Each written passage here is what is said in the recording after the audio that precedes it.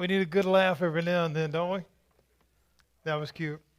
Great message. We got 3 opportunities next weekend, starting Friday evening at 7, early Sunday morning at 6:30, and then for our regular service again at 10:30. So we'd love to see all of you and then some. So bring a friend, tell a neighbor, whatever Bring the cashier from the grocery store. It doesn't matter. We want people here to hear about Jesus. Amen. And what a beautiful day we've had so far, and pray that you will continue to be blessed by what we offer. Again, we're reading from Matthew chapter 26, beginning in verse 36. The garden prayer. What does it mean to us? There's a lot of challenges we find within the beauty of the context of this message. And so we've been building through this month, looking at as coming up to next weekend for the resurrection and how the power and the beauty of that. As we draw closer to the moment, if you will, of the cross, as we read through this account, as we look at all the things that are here, we can sense and feel that the pressure is mounting.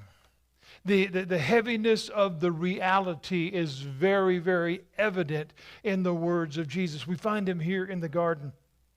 The clock is ticking. It's getting closer and closer to the time, right? It's getting closer and closer to the moment. And he's trying to get those who are with him to keep their eyes open. Now, there's a literal thing here and an understanding thing here. Keep their eyes open, not only from just sleeping it all away, but from paying attention to what's around them. Sometimes we don't have our eyes open to the things that are going on because, as he said, my betrayer is near. He's on the way. Sometimes we don't picture that. Sometimes we don't think that because we do struggle sometimes to stay awake, right? Because we're tired and life has got us exhausted and we've worked too long or we've stayed up too long scrolling on our phone or whatever we've been doing to fill our time. But sometimes in the midst of even just trying to stay awake, we're not being mindful of what's around us. Is that true? We see it all the time, right? So he's like, hey guys, keep your eyes open. Not just to pay attention to what I'm trying to say, but look at what's coming around you. Judas and those that were sent to capture Jesus, they were on the way. He told the disciples, he said, sit here and pray. So he gave them a direct instruction. Sit here and pray. Seek after the things of God. Be listening to the voice of God. And I'm going to go over there and pray. In other words, keep a watch. Keep a watch. But at the same time, pursue the things of God. That's still very valid advice right now. Be mindful of what's going on around you. Keep your eyes alert of what's happening. But listen for the voice of God. Pursue the things of God. Oftentimes when we don't watch, what do? We miss something. When we don't listen, we miss something. And so we see here, once again, our old pal Peter. He always finds himself right in the middle of everything, doesn't he? And so we find him in so many of the stories that we've been telling. But here we see Peter again at the heart of this story. Of course, this happens before the denial. And we're told here that Peter, along with the 2 sons of Zebedee, that's John and James, that we learned that in the book of Mark. We read here that Jesus was sorrowful and troubled. See, it was not just the task that was before him. This was going to be physically difficult. It was going to be taxing. There's no question about that. But it was more so the reason why. It was the reason why. The fact that humanity had fallen, and so far had fallen to such a degree that this enormous cost, it was about to be borne on this cross, that it had to be paid, and it was the only way to clear the debt. It was the only that we'd come to this point. It was the only way, and this burdened his heart. He was heartbroken, not because he had to do it, but because it was necessary. We took the gifts and the beauty and the things that God had given and just kind of cast them aside. So we're going to do it our way. And that's humanity as a whole. Do we still wrestle with that today? Yeah, we do. And so we see here that the only way to clear things up was what he was about to do. Souls hung in the balance, friends. It grieved the heart of God that so few seemed to truly care, that so few truly seemed to consider eternity. Again, we see that today in the live life at 100 miles an hour. We're kind of back into that pace now. It's just go, go, go, go, go. Never stopping to think about the consequence on the other side of that. What is that answer? That's not to be morbid. That's not to be cold or emotionless or anything. But we see the beauty of being prepared, being watchful and mindful of what's around us, right? Because it's always ever changing. So Jesus told Peter, John, and James, I am deeply grieved to the point of death. Now, I want you to hear the heaviness of those words. I am deeply grieved to the point of death. Have you ever had a situation in your life? Have you ever just kind of felt like it's just too hard to go on? This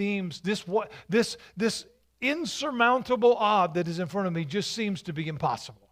There's just no way we can do this. It could be a family crisis. It could be a health crisis. It could be financial. It could be anything. We've just had those moments. The idea that more, if there is more, is just too much to handle.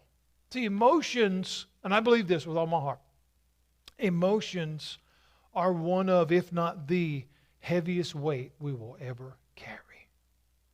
Think about that for a minute. The things that bear heavy on our mind, we just can't seem to escape it. It just keeps recycling. It keeps coming around. The things that we struggle with, the things that we seem to carry. And it's often because of the deep care that we have for something or for someone else. Jesus had a burden on his heart for mankind.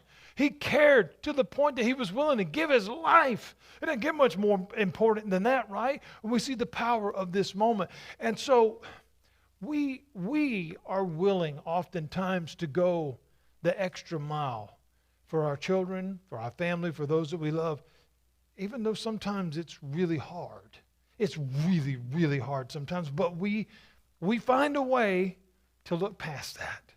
We find a way to find the reward on the other side of that. Just like it tells us in the book of Hebrews that for the joy that was set before him, Jesus endured the cross. He saw on the other side of it, he saw all of us. He saw those beautiful children singing. He saw Jasmine getting baptized. He saw all these awesome things that were happening. He said, they're worth it. They're worth it. I'm going to find a way to do it. But it doesn't make it any easier, right? It doesn't make it easier. Even though we see the enormous reward on the other side, the act itself is still going to be difficult. Let's look at the literacy of this. It was going to hurt. Not just emotionally, physically, it was going to hurt. It was going to hurt really, really bad. This was not going to be an easy thing at all. And Jesus says here, I am deeply grieved to the point of death. Remember, as he's praying in the garden, he's sweating blood. This is like really, really real. And he says to them, remain here. Those that he has taken with him, remain here and stay awake with me.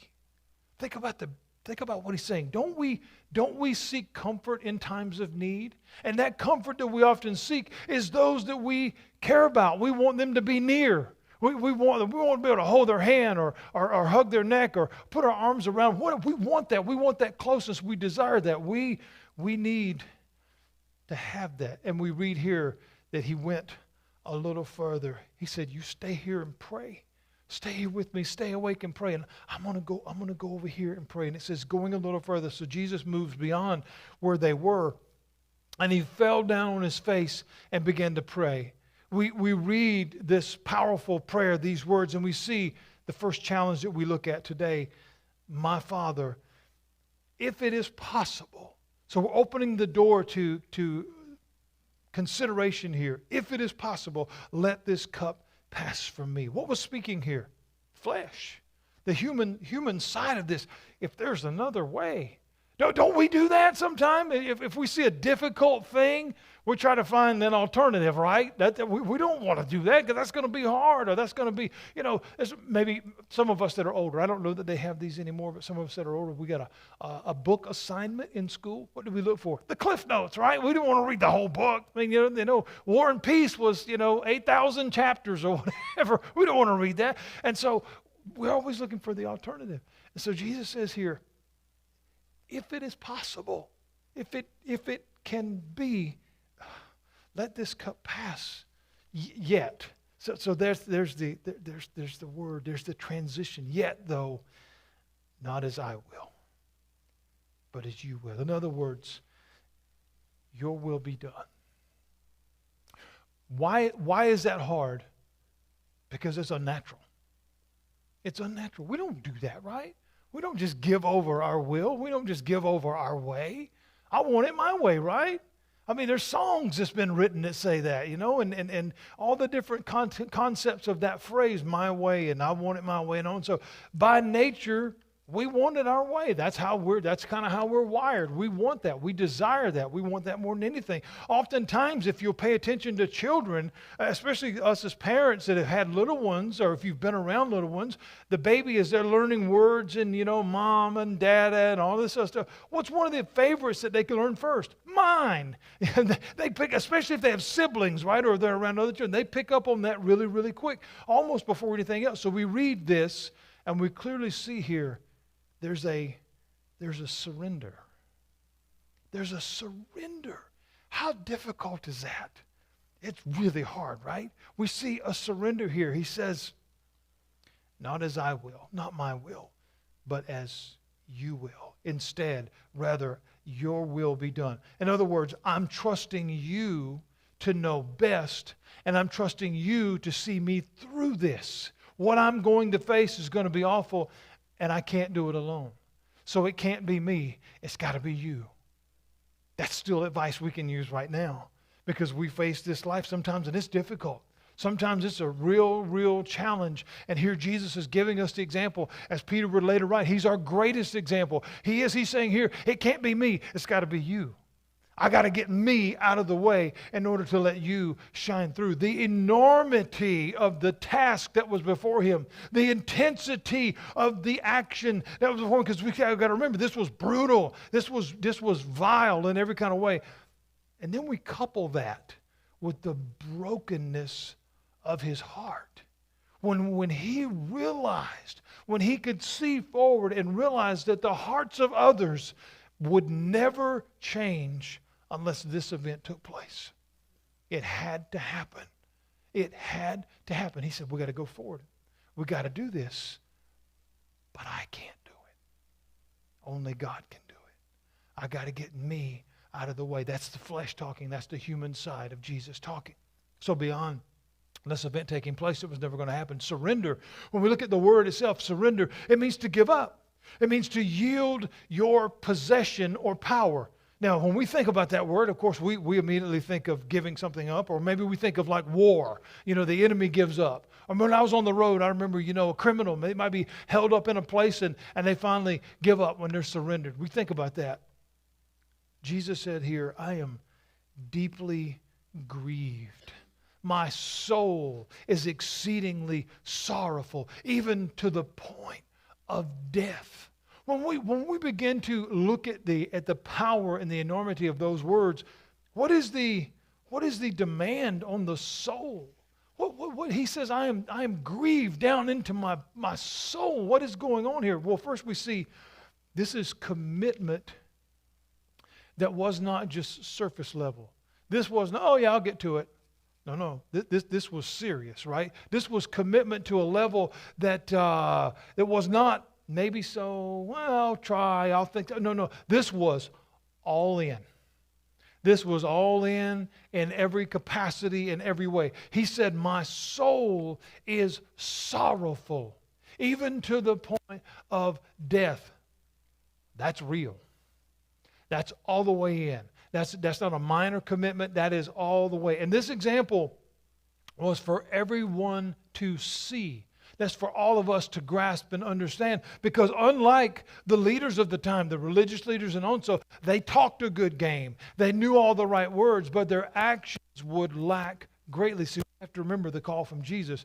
Whoever loses his life because of me saves it. So you can't be just words. It's got to be real. And this is what he's trying to show us through this prayer, is the understanding of coupling ourselves with that and understanding the reality of the surrender. That is commitment, which is not easy.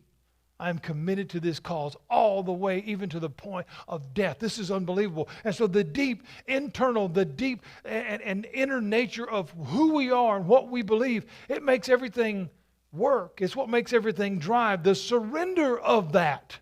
Think about that for a minute. My will, the thing that gets me going, the thing that drives me every day. I got to give that up. That's not easy. That's a challenge for every single one of us, young and old alike, because we're just kind of wired that way, right? That's how we operate. That's how we want to do things.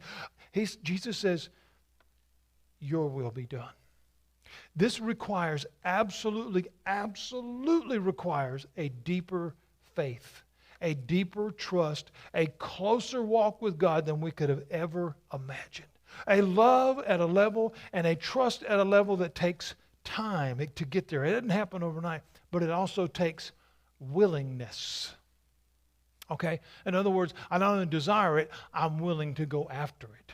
Okay, we have goals in this life, right? Again, regardless of our age, we want to make it to somewhere, and some of us just want to make it till tomorrow. But whatever the goal is, right, we got to be willing, we got to be committed to get there. Okay? Jesus said, yet not as I will. In other words, not what I want. Not what I want, but as you will. I trust in your call. I trust in your directions and your way.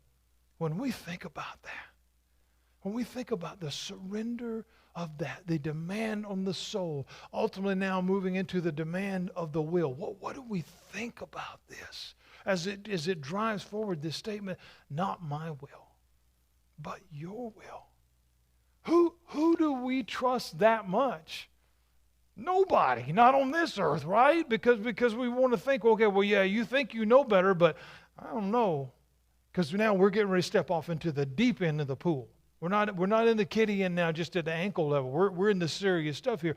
And so Jesus is trying to set the example, and he's showing us, not my will, but yours. That requires a deeper walk, a deeper relationship, a deeper understanding.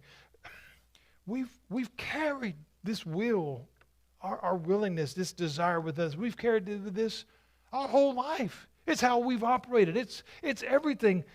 But have we hardly ever stopped? And think about this for a minute.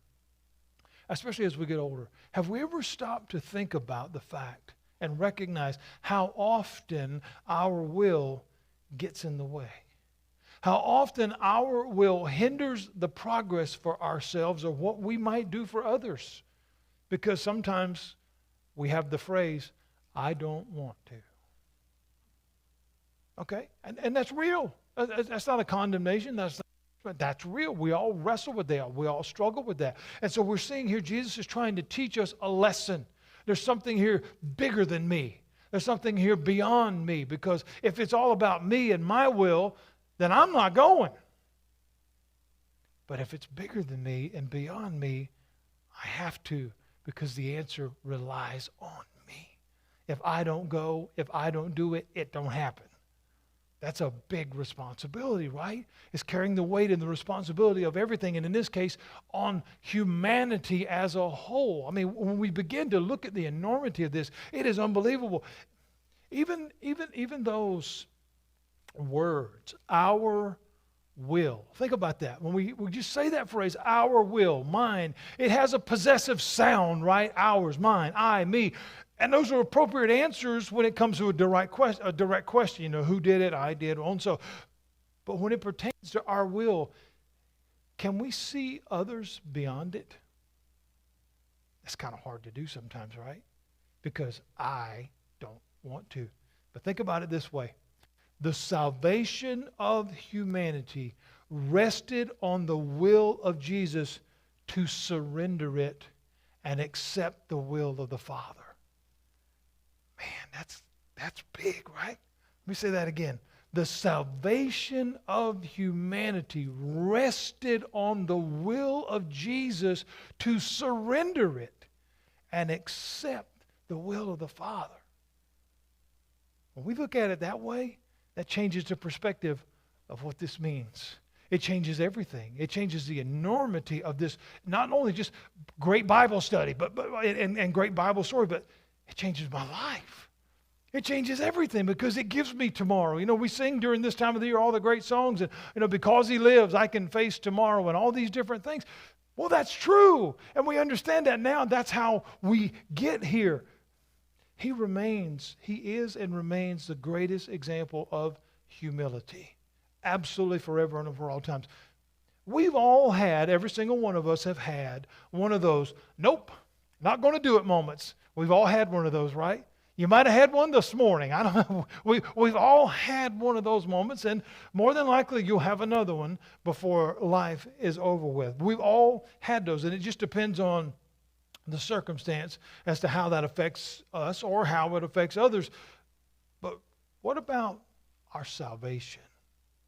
The reason I ask that, friends, is see, we live in a time to where sometimes we just need to make some decisions, right?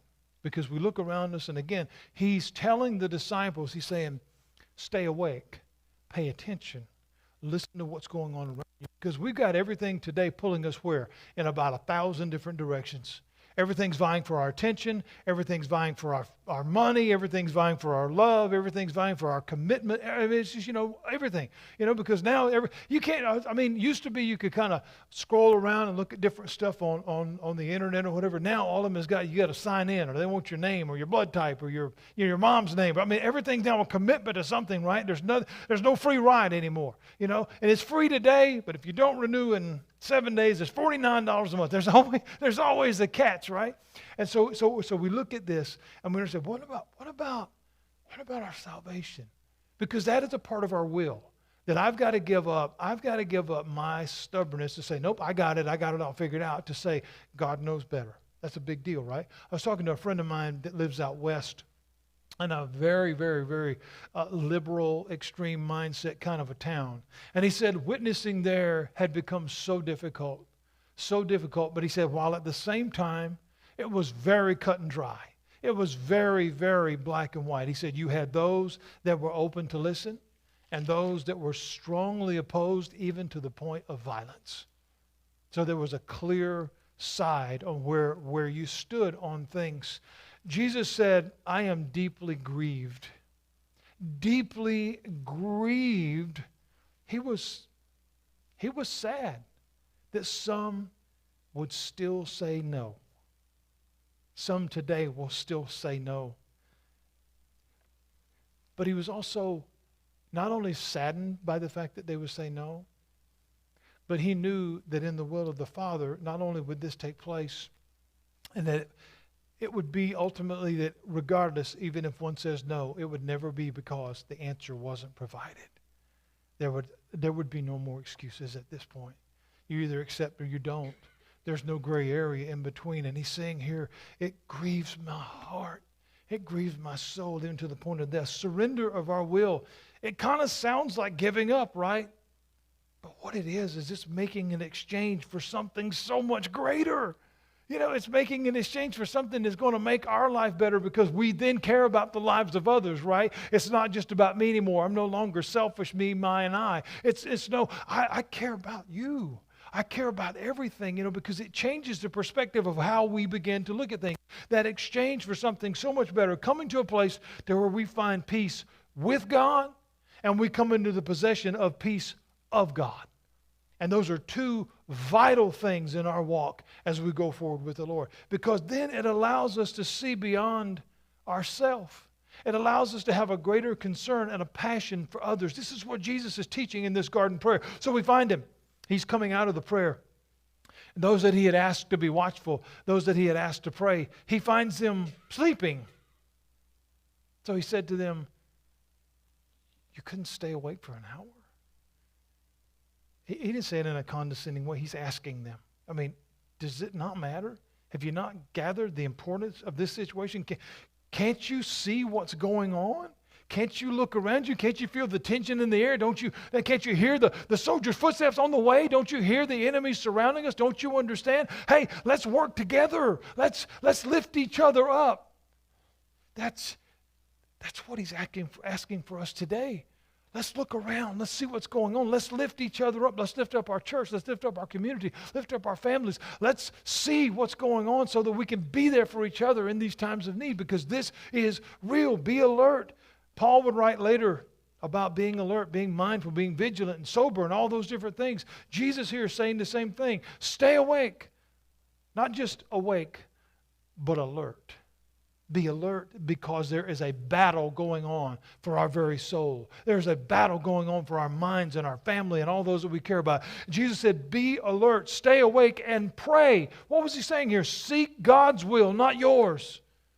Sometimes we have to hear it that way, because again, that nature jumps in and we just, well, what about me? And he said, it's not about you. I'll take care of you. You got to trust me for that. Seek after what God is saying. He said, stay awake and pray, be alert and pray, so that you won't enter into temptation. Temptation of what?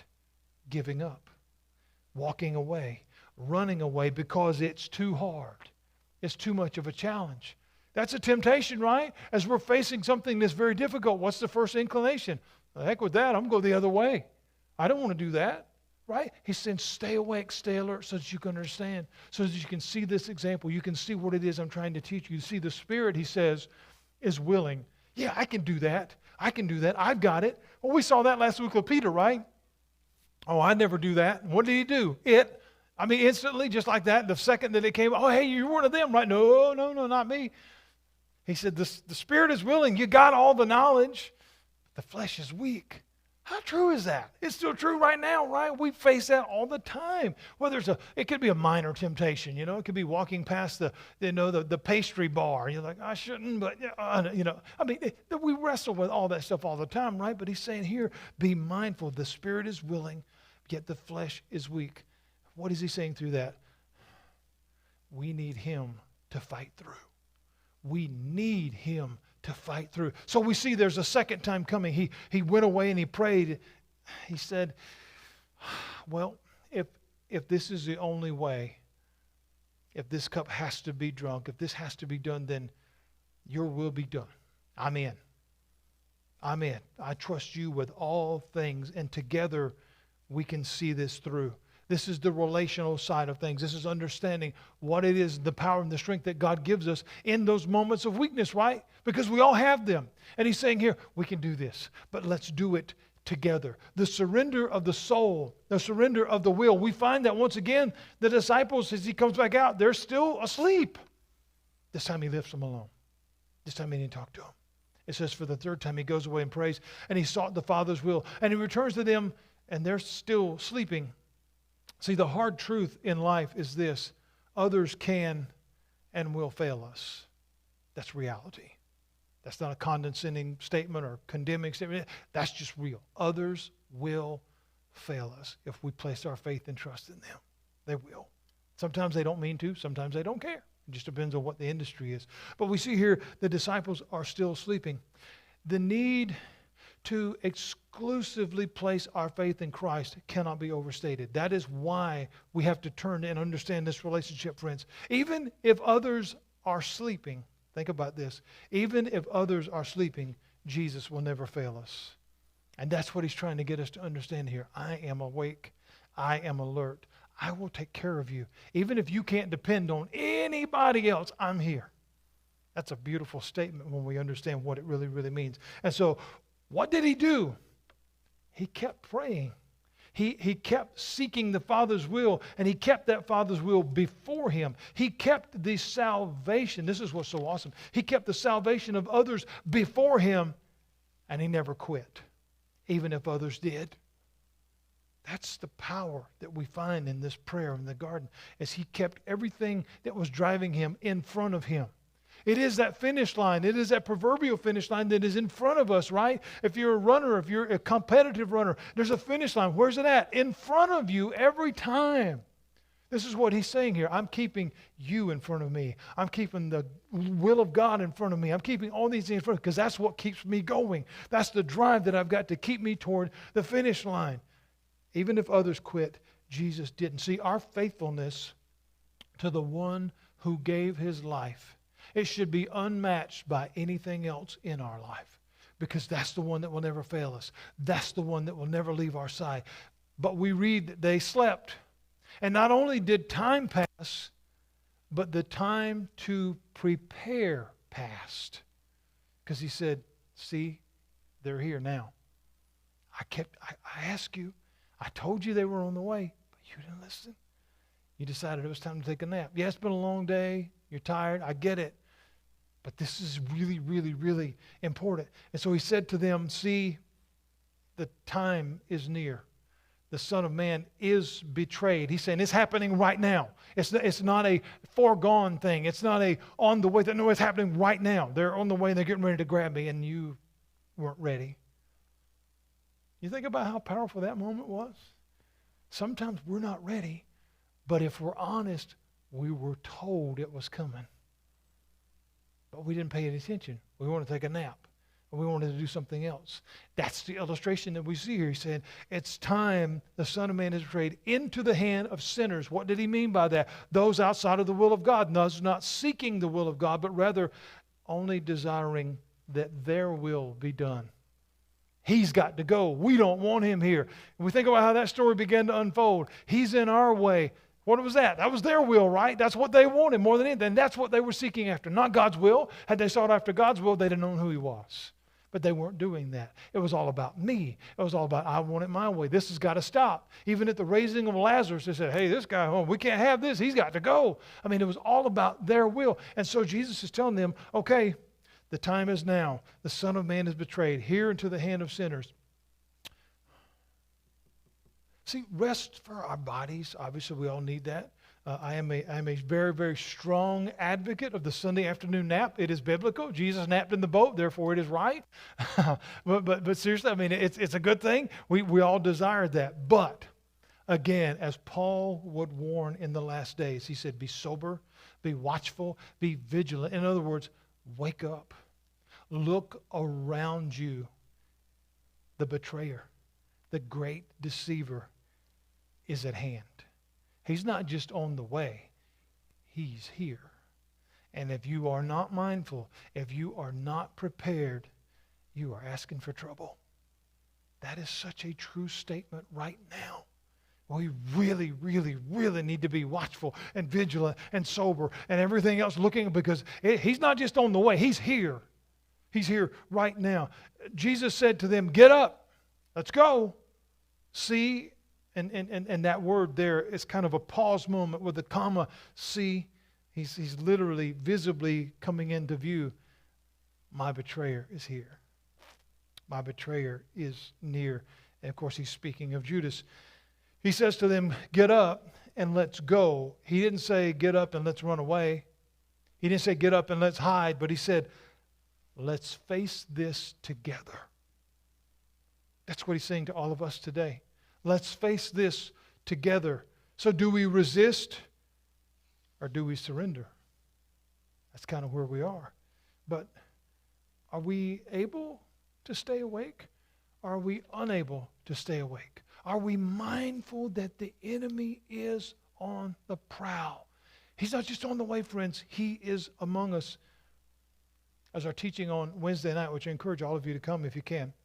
I'm going through the book of Mark, and one of the profound stories right in chapter 1 is there was a demon in the church. And he never ran away. He never had anything to do with anything until Jesus walked in. And then that kind of upended his cart. See, the enemy has no shame. He'll walk right in that door if we allow him, because he's on the prowl. He's looking for who he may devour. Okay, Jesus said, wake up, let's go. Let's go. The time is now. See, our will can get in the way of the bigger picture. Well, I can't see that. Why would we do that? I can't understand that. What's the use? Why would we? Do we really have to have that? See, it's very, very easy to get there. That's a very, very easy place to get to. But Jesus said, not my will, but your will. See, sometimes we got to see the bigger picture. Sometimes it's not right in front of us. Sometimes it's beyond us. And this is what he's trying to get us to see as it comes to our salvation, as it comes to the salvation of others, as it comes to our compassion and care. It's not always about the ease of it, because sometimes it's not easy. But sometimes the results are amazing. It's kind of like a training program if you're into that kind of stuff. You know, you may start off and it may be really, really kind of a struggle. It may be really, really hard. But you know, a month in or 2 months in, and you start looking in the mirror, you're like, not arrogantly or pridefully, like, wait a minute, that's actually working. You know, and wow. And so you see results as we walk closer with him, as we do more with him, we begin to realize, wait a minute, I wouldn't have acted that way 6 months ago. Man, look at what's going on in my life. Or I wouldn't have responded that way. Or, I used to want to do this or that or say this or that. And it just doesn't come out anymore. It's just not natural anymore. We see that progressive walk with him. It changes our life. And this is what he's trying to get them to see. Come on, let's go. Let's go face this together. The enemy's here, yes. But we're going to face him together. And not only are we going to face him together, we're going to defeat him. I mean, there was a powerful picture I saw the other day, some illustration again. Everybody's got their own ideas of what they like or don't like, but it was an artist's mind illustration. And it was a picture of the cross, but it was only from maybe the knees down or thighs down or whatever. And it pictured the feet of Jesus nailed to the cross. But behind his feet within that nail was the serpent's head. It was awesome. It was like he nailed him to the cross too. He was defeated right there on that day. He said, get up and let's go. Let's face this together. Not my will, but your will. We sing the old hymn, I surrender all. But here's the question. Do we keep a little bit for ourselves just in case? I surrender all. But I don't know. Maybe just in case. See, friends, it's his will, not ours. If we trust him with everything, our will, our soul, our way, our everything, he'll take care of it because he created it. Jesus said, why do you worry about everything? Who has made their life better by worrying about it? He said, look at the birds, look at the grass. How much better will I take care of you? Our Creator will take care of us because that's how it works, right? Any of us that are parents, we want to, if it's able, we want to take care of our kids, right? We want to take care of those that we love. And sometimes that's hard. Sometimes they make it hard. But sometimes but it's true, right? Because it's bigger than us. It's beyond us, right? God is our Creator. He's our Father. He wants to take care of us. And he's provided every way for that to happen. He's provided every way for us to come home to him because Jesus surrendered his will to the will of the Father. Not mine, but yours. Let us surrender today to the one who gave it all in order that we might be saved. The garden prayer. What does it mean to us? It should mean this. We quickly learn. We have one that loves us more than we will ever be able to understand. It is beyond all human comprehension of how much God loves us. Amen? Father,